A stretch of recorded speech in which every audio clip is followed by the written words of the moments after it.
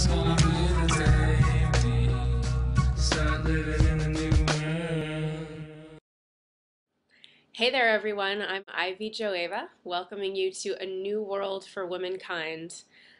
I caught kind of a nasty bug this last weekend. No fun. And I let it get me, it knocked me down for several days. But that makes me ever more grateful for the techniques I have that I've learned over the years for warding off illness. And if you can catch it before I did, you can kind of nip it in the bud, they're even more powerful and you might prevent yourself from getting sick altogether. Number one is when you first feel yourself starting to feel a little bit sick, it might set in as kind of a tiredness. Your body just doesn't have that oomph that it normally has. Listen to your body at this point. In my experience, when we don't listen to those subtle messages, our body gets louder and louder and kind of knocks us beside the head until we finally get it. And by that point, sometimes it's pretty gnarly, the symptoms that can set in. So when you first feel that first hit of, ugh, I'm not at my best, stop, slow down, rest up. The world is going to be there when you're better and in full force, but really claim that time for yourself. So number two, this one actually comes from my Uncle Lance, who tells me, and it seems to be true, I don't know about the science behind this, but he says that the virus usually starts right here in our neck.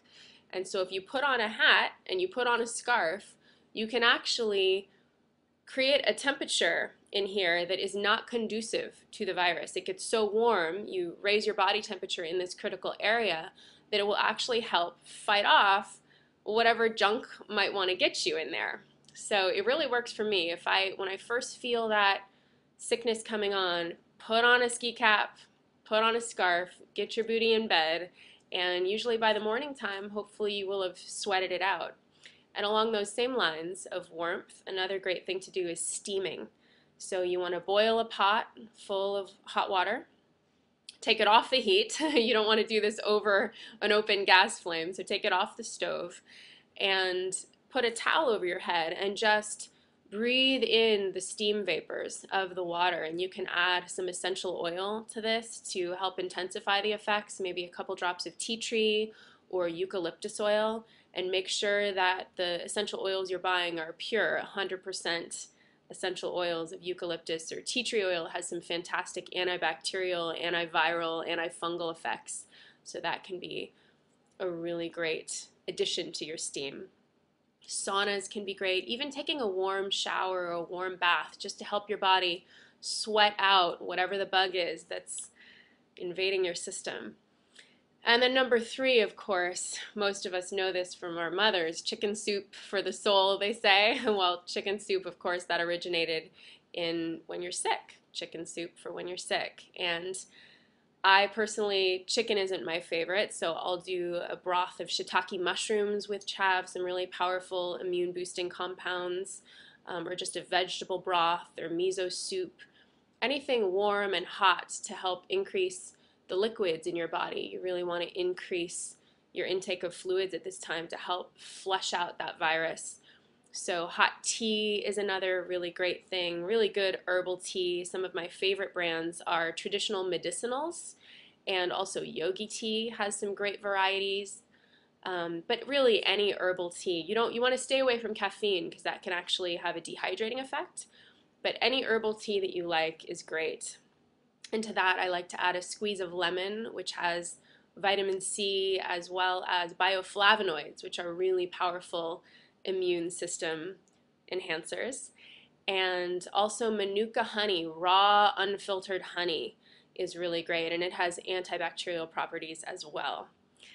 So number three, this is a little radical here, but it's called the neti pot.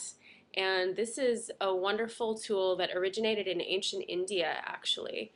And it's used to clear out the sinus passages. So what you want to do is put about a quarter teaspoon of pure sodium chloride, and this is not table salt. It's salt, but it's special salt that's really good for use in the neti pot. Regular table salt, rock salt, or any kind of iodized salt can actually irritate the nasal membranes. So you want to add a quarter teaspoon of this sodium chloride to about a cup of warm water.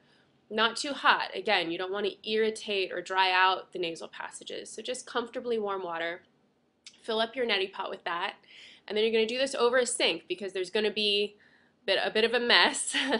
And then you want to actually take the tip of the pot here and seal off one nostril and tilt your head to the side, and you're going to pour the water stream in one nostril and it's going to drain out the other nostril. So it's creating a complete loop here that's actually going to help irrigate the nasal passages, flush out whatever virus is starting to breed in there.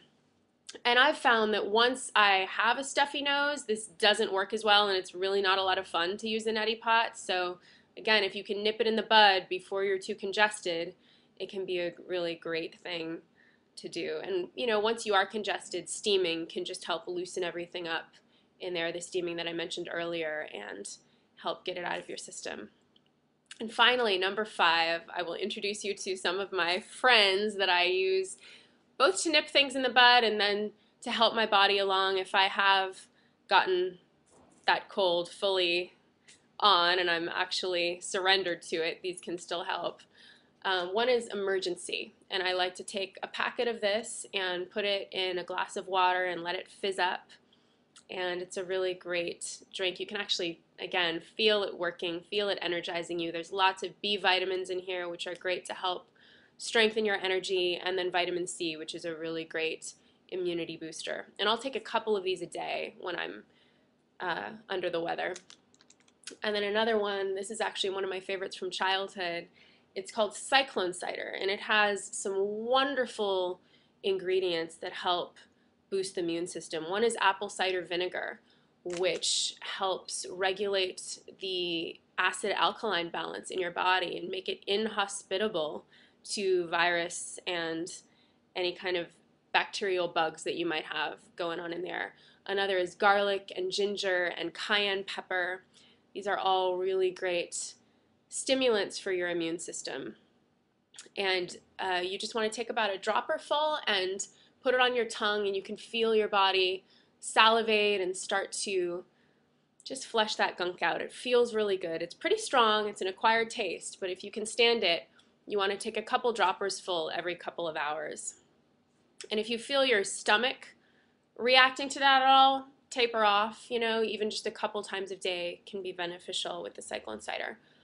And then last but not least, zinc throat spray. If you do start to feel that tickle in the back of your throat, hit it with a couple sprays of this. Just stick your tongue out really far so you can get it right on the back of your throat. And zinc is really great for healing, any type of healing, but particularly with the throat.